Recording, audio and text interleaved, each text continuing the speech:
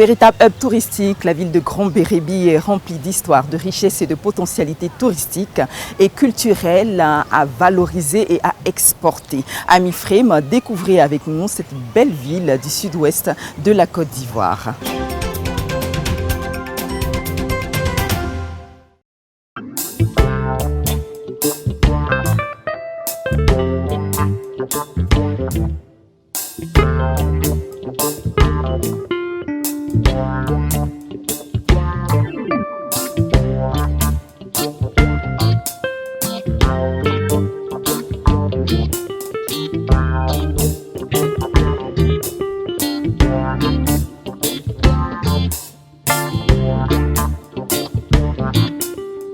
C'est un site qui commence à attirer et à susciter beaucoup d'engouement au plan touristique parce que ces rochers qui sont autour du bord des mers enferment une partie de l'eau des mers qui finit par être un jacuzzi naturel. Et de l'explication des guides, on bénéficie de 2 piscines naturelles qui sont constituées autour de ces rochers.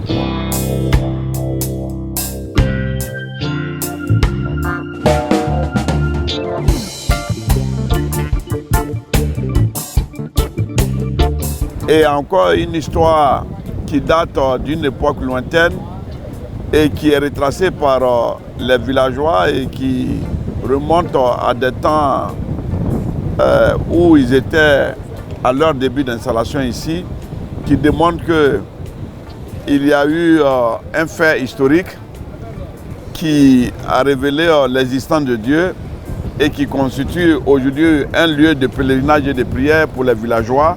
Après ce fait, et c'est tout ça mis ensemble qui doit être vécu par le touriste. Et donc on a besoin d'identifier ces genres de sites et les valoriser. Et c'est un point essentiel dans la mise en œuvre de la région du sud-ouest pour le développement balnéaire, pour ce qui concerne le littoral ici.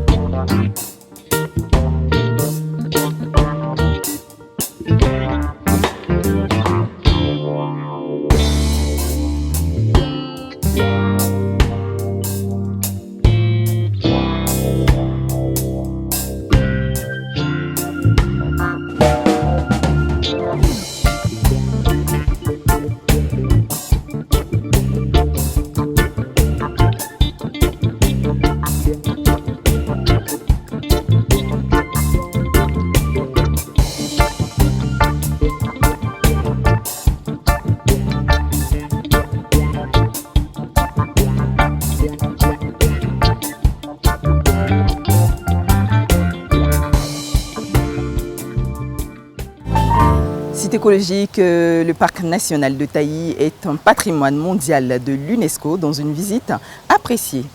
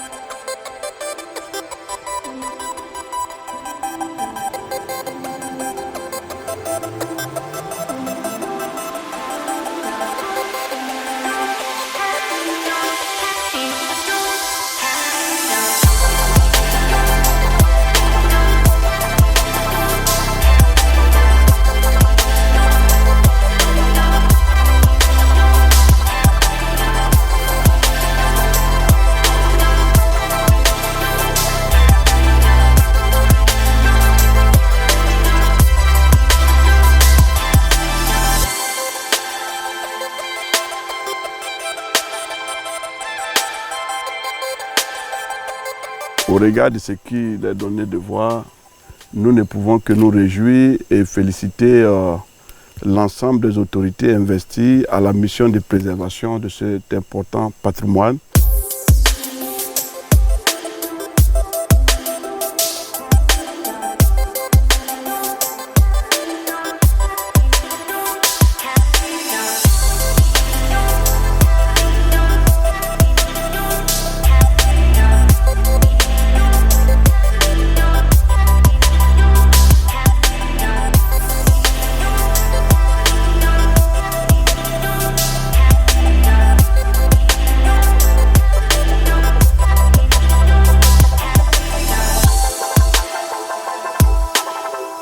Nous pensons que cet important patrimoine vient pour étayer notre démarche et mettre en exergue la possibilité pour nous de faire en sorte que le touriste vive pleinement les enjeux de la nature et comprenne le sens de la préservation de l'écosystème actuel en vue de léguer ça aux générations futures.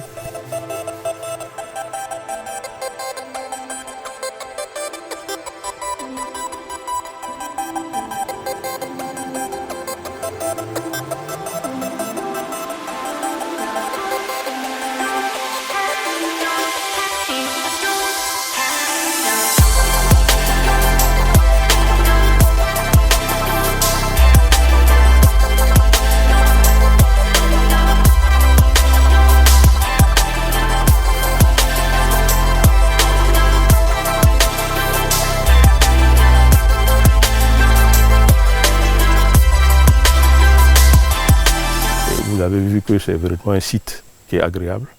On respire l'air pur, ça c'est l'un des enjeux importants. Parce que le service qu'un parc peut rendre, c'est d'abord un service écologique. Vous avez vu, monsieur le ministre et toute la délégation ont pu s'oxygéner sans état d'âme. Et l'élément qui est important, c'est que comme nous sommes pendant la journée avec le soleil qui apparaît, il y a un phénomène qui se met en place qu'on appelle le phénomène de photosynthèse. C'est-à-dire tout ce qui est oxygène est dégagé par la forêt et tout ce qui est gaz carbonique est absorbé par la forêt. Le deuxième élément qui est important, c'est l'enjeu valorisation touristique. Comme vous le savez, avoir des forêts de ce genre dans toute l'Afrique de l'Ouest, c'est rare.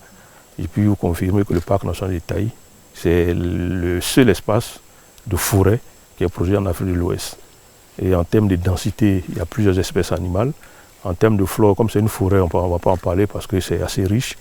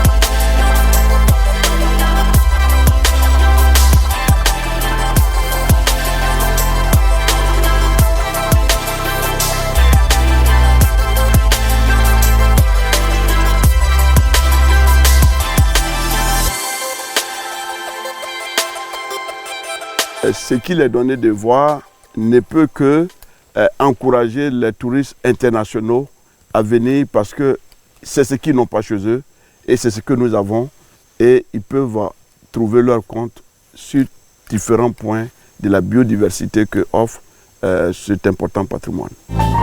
En Côte d'Ivoire, quand on a tout vu, c'est qu'on n'a encore rien vu. Nous espérons que vous avez apprécié la découverte de cette région du sud-ouest. Restez Frame.